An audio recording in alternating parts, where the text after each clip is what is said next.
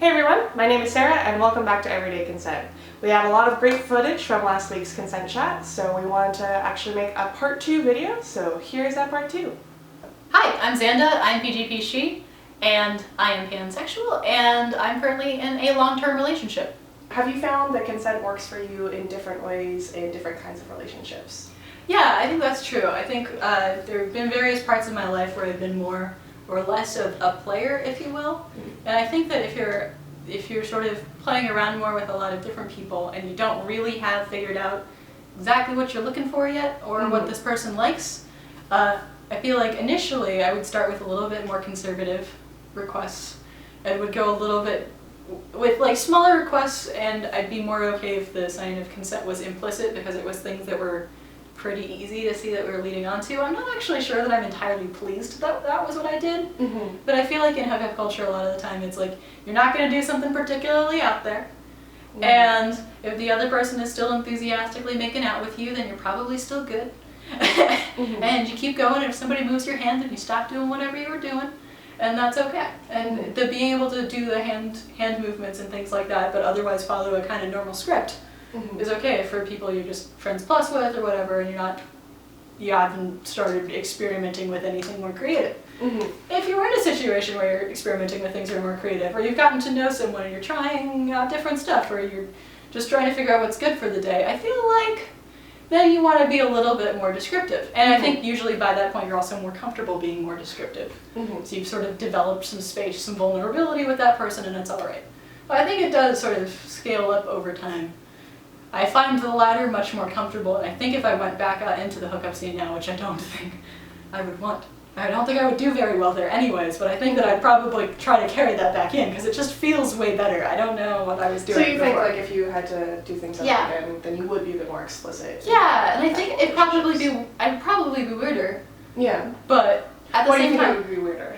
I think it's weird because it's just, I remember when I first ran into other people being explicit about that, when they were people that I didn't know that well yet, that I was like, oh, okay, yeah, I can go with this, but I wasn't expecting you to say that. And like, I was still trying to learn what exactly I was supposed to be doing and so forth, so I feel like my expectation would be that other people would be weirded out, and because of that, I would also be weirded out. It just sort of carries through, and I think it's something where it's like, once I'm comfortable talking to somebody, I'll talk to them about anything. I'm not a very private person, but not necessarily having crossed that line, it would be confusing to have conversations about things that are non-trivial, and so I'd probably usually just go more based upon the implicit hookup script. Right. But you're saying that you think that you would bring what you've learned from your more explicit relationships back to that. So do you think that you would maybe fight that instinct a bit more? Or? Yeah, I think so. I think ultimately I found that I'm much happier if I'm clear about it, and that occasionally it isn't actually so weird when I say exactly what I want. That it can be really odd to say that, or to be like, the thing that I'm going to do now is this step, and then this step, and then this step, and then I have this like lacy thing, and and that usually this is highly encouraged, in fact, and also even if it is unexpected and at first it's a little bit weird and might feel unnatural, but it is also a lot of fun, and that can be worth it.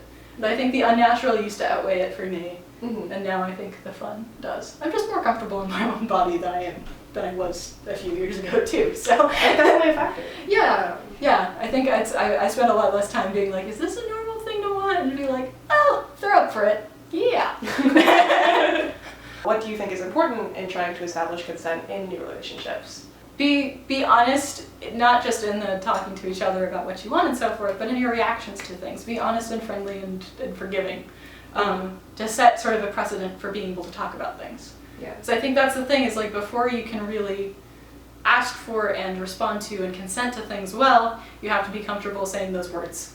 And practicing that relies on partly just knowing how to say those words in the first place, but it does also rely on trusting the people you're around enough with your reactions. And that comes from a back and forth for a little while.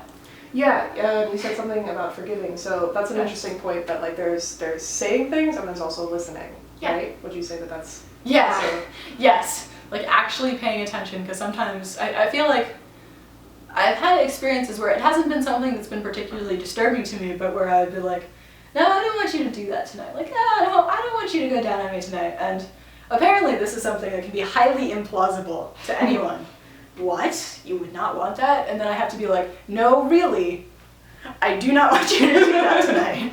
It's not that I mind you. I'm just not in the mood. I am tired. And feel like that's confusing initially. Mm-hmm. That's hard to do. Yeah, it can be very confusing. Like, I know I've been confused in a partner. But it's, and I've had partners who have tried to go for it anyways, and I have to be like, no, really, no. And then they'll feel really bad about it. Yeah. And I have to be like, no, I'm fine. Mm-hmm. I'm cool. I told you no, and then I made sure it was clear. I mean no. Mm-hmm.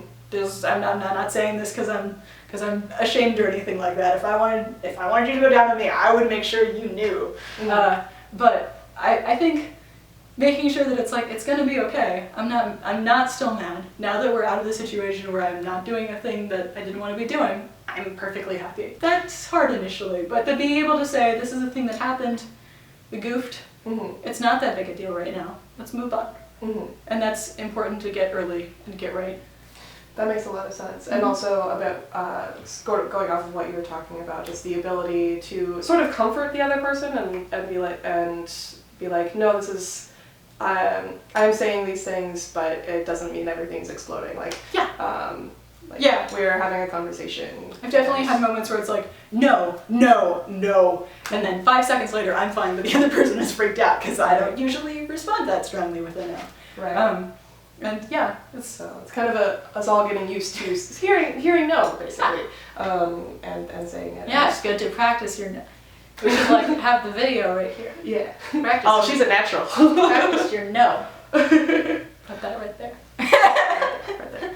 What messages do you feel that you received about consent growing up? Mostly, I was in a reasonably sex-positive community, which is surprising because I went to Catholic school. But so we had it, and it was all girls too. So we had a sort of our angle. I don't think we honestly talked about consent that much though as a result, because I think a lot of the perception was that we as sexual beings, it was okay for us to be sexual beings, but we wouldn't usually be in a situation of power where we would be causing a problem. So we knew the basic things about, say no, mean no, make sure that you're seeing people who agree with that. We didn't know that much about how you actually respond and clarify these situations, because I feel like the assumption was, and I wish this was an assumption that worked in the real world, whoever the more powerful agent is in a given situation where somebody could be getting forced into something or coerced into something that they don't want to do and they haven't consented to, should be responsible for figuring that out and stopping it right away. Sometimes they can't tell, unfortunately, so having more of a narrative is really important for that. But I know that when I was first starting to sleep with women, I didn't know a lot, and my mother was advising me on things, and I sort of started to figure out, oh yeah, maybe I should do this, but I don't ever remember wondering whether or not I should ask, because obviously, do you want to do this thing? I'm not going to just start doing it, especially when you're a high school student trying to figure out how to sleep with girls. That's just a complicated situation in the first place. I had no idea what I was doing. The other girl had no idea what she was doing. I was just like, I recognized those bits. I feel like there are things does it actually carry over? And so you do kind of have to talk. Yeah. Maybe it was easier because I was talking to girls about it. That's actually a really interesting question. Have your sexual relationships with women versus with men been different as far as consent goes? I feel like right off the bat, when I've had relationships with women or just hookups with women, we've started talking. We've been very clear immediately about what it is. And I feel like with guys, that's a little less normal. Usually it's taken a little bit, or I'll start talking, or I'll start poking them and be like, if this is a thing you like, you should ask for it. That would be cool. That would help me figure out what I should be doing. But for girls, I mean, every single person I can think of, within the first hookup, they were like, do this, don't do that, over here. And I'd be like, okay, good, yes, great.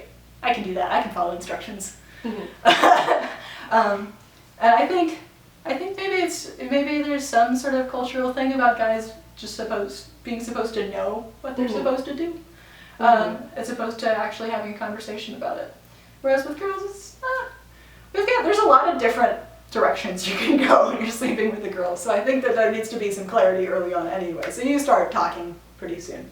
Interesting. So do you think I guess my question is, why do you think that is? You touched on a little bit about maybe it's societal differences and how men and women are treated. Do you think it's actually, here's a question. Do you think it's more societal differences of expectations for men versus women, or societal expectations, differences in societal expectations for heterosexual relationships versus homosexual relationships? Well, I don't know, because I haven't ever been a gay guy who's slept with another Fair enough. guy, so I don't know how good a read I can get on this, but I feel like at some level it's a little bit of both. Mm-hmm. Part of it is sort of a male thing, but I think it does sort of tie to the hetero male image as opposed to the homosexual male image. That you're supposed to.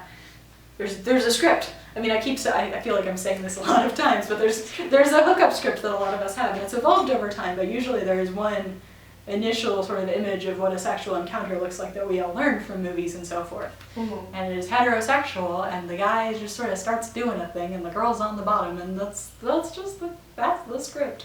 And the assumption is that the guy is supposed to be doing that for some measure of that he's totally unclear to him, but he's working on it as best as he can, and he's supposed to figure it out on his own. And it's like, oh, that's not going to happen. Yeah. Also a target like that big. That's not good at all. Well, it does range in size. And it's dark. Okay. Nonetheless, I always feel like that's an unfair challenge. Fair enough. Figure this out on your own. Go. Penises do at least initially seem more simple than vulvas. Yeah, this is pretty obvious, and people talk about what to do with penises a lot more. Yeah, that's actually another good point. There's a pretty clear set of actions that might not be the best, but gets you started pretty well, and nobody's going to complain. It also might not work for that person. Everybody is different. This is true. But you have like a couple things that are like, I've heard about this in a movie. There's a couple safe bets, yeah. Whereas for girls it's like, no, 1/4 centimeter to the right. Circles. Diagonal. Diagonal circle. Like an oval in this shape. Actually, no. Are you familiar with Gaussian distribution? That's definitely my favorite. I should come up with a Gaussian distribution of what feels good. That would actually be It's like that. I would love to see that. It's like, please make that. So thank you so much for coming on today, Xanda. This was really fun. If you have any follow-up questions for Xanda, you can post them in the comments or email them to me, and I'll pass them on to see if she wants to answer them. If you liked this video and want to see more of these consent chats, press like, and if you just want to see more videos from me, please press subscribe. Happy consenting, folks, and I'll see you next week. I'm concerned that I'm going to be nothing but blooper reel. That my life is just a blooper reel. You'll get your own blooper reel. I'm going to get my own blooper reel. You're probably getting your own video. You're probably getting Whoa, with the deuce you say. Yeah, we should do the thumbnail. Aftercare. How are you feeling, honey? That was great.